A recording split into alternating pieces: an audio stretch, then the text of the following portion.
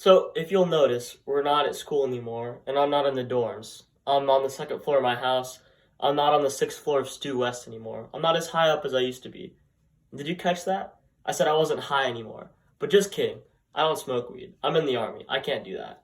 But all jokes aside, my name is Isaac Ledford, and today we're going to talk about why weed should be legal, and we'll talk about some reputational points as well. But the overall basis of the speech is why weed should be legal on a federal level in the United States to be in the best interests of the American people.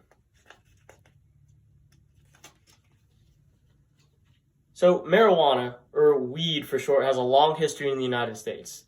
The European settlers brought it over here right when they came over, actually. So it has been here for a long time. So early American colonists, they actually used it for reasons that we wouldn't really think of today. They used hemp, which is derived from the marijuana plant, for a variety of purposes, whether that be constructional or medicinal. And for construction purposes, they would use this to build sail, ropes, or other things they needed at the time. And medicinal purposes, they were used as medicinal drugs that were sold over the counter, so long as there were labels telling people that there was actually marijuana in this plant. Now, this comfortability with marijuana had been here ever since the colonists arrived here, but that actually all changed in 1910 with the Mexican Revolution. So after the Mexican Civil War and subsequent revolution, Mexican immigrants began pouring into the United States at high rates, and with them, they brought the recreational use of marijuana. Now, this was somewhat unheard of and somewhat a scary proposition for the average American who didn't use marijuana like that, and were still using it for construction and medicinal purposes. And at the time, there was fear that these lower income people combined with marijuana, committed crimes in higher rates. And one by one, states, coupled by anti-marijuana programs and groups, made marijuana illegal. So, not only is this unjust, but it also carries many racist undertones.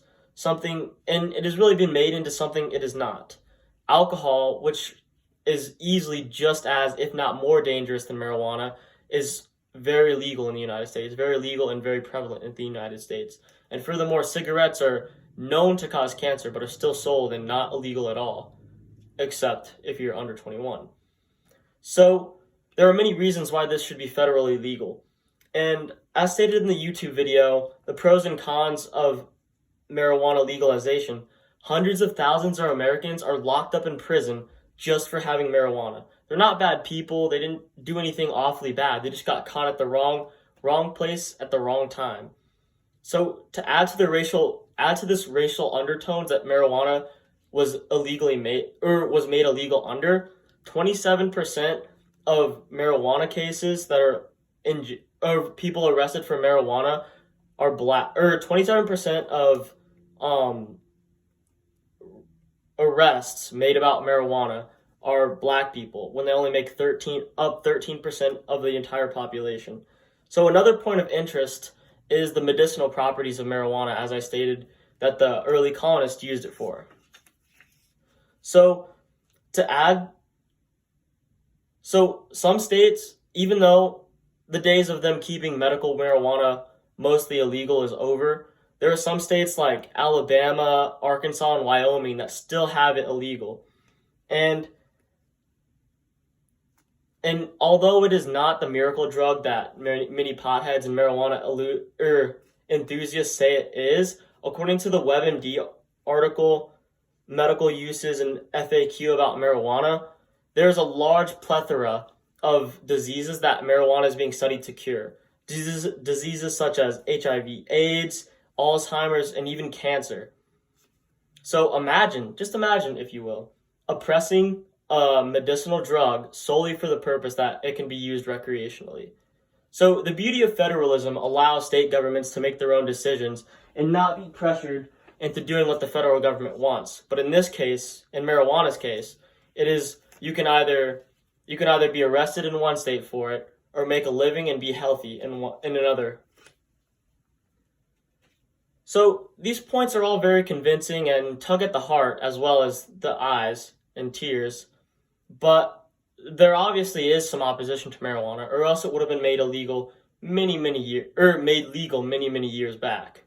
So let's take a step into the other side. Let's see what the naysayers say about marijuana. So the opposition stems from because this is how I grew up. That's what a lot of old people will tell you. But it is justified by mental slowness, addiction, and crime. So the 2020 academic journal, Marijuana Should Not Be Legalized by Bruce Pyatt says, marijuana may contain carcinogens that are equal or as bad as the carcinogens that are found in cigarettes. And furthermore, some people can become heavily dependent and addicted to marijuana. And even though it is not listed that way according to the federal government, people can get very addicted and need it just to get through the regular day. And in a personal interview conducted with my friend Ryan Williams back from my hometown in Fishers, which is where I am now, he openly said, I had to stop smoking weed because I would wake up the next day and feel all hazy and not want to do anything. And the only thing I would be able to do is just smoke more to get this feeling out of my head. So I would say these arguments are all outweighed by the real benefits of marijuana. So the real dangers are determined by the user. So not only is it relatively safe, but people's lives are ruined elsewhere, including with other hard drugs like cocaine or heroin, but also in the American prison system, cold, dirty cells that people never really come out of, and their lives are ruined or worse than what marijuana will do. So the medical properties account for, like, they should show that even the coldest person, that marijuana should be legal. And besides this, America is the land of the free, or aren't we supposed to be? So who is the Fed to tell us what's right and what's wrong? And early Americans did more for less. So as you can see, making marijuana illegal in the first place was wrong, and its obvious uses outweigh any potential flaws that come with it. And to save people from unfair jail sentences, to give them proper medicine, and to truly be the land of the free, marijuana should be legalized at a federal level.